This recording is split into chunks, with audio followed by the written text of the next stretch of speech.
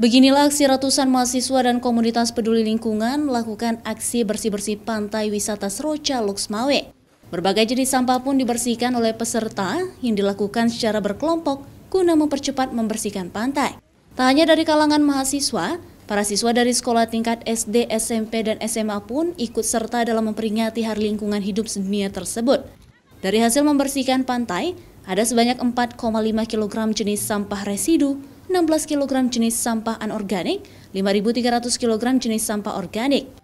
Dengan melakukan pembersihan ini, kita sebagai suatu bentuk dari perhatian PIM dan seluruh komponen anak bangsa terhadap pelestarian lingkungan, yang kita harapkan dengan lingkungan kita bersih, keadaan lingkungan kita itu menjadi sehat dan memberikan aspek peluang usaha juga terutama bagi nelayan-nelayan di sini dan masyarakat di sekitar sini yang bergerak di bidang pariwisata.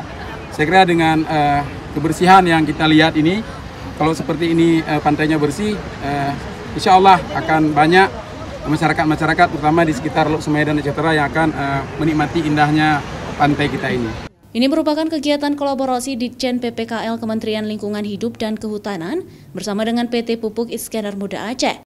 Aksi Indonesia Coastal Clean Up ini juga dilakukan serentak di 130 titik dari Sabang sampai Merauke.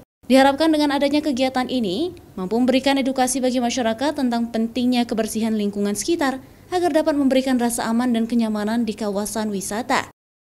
Zikri Maulana, Kompas TV, Loksmawe.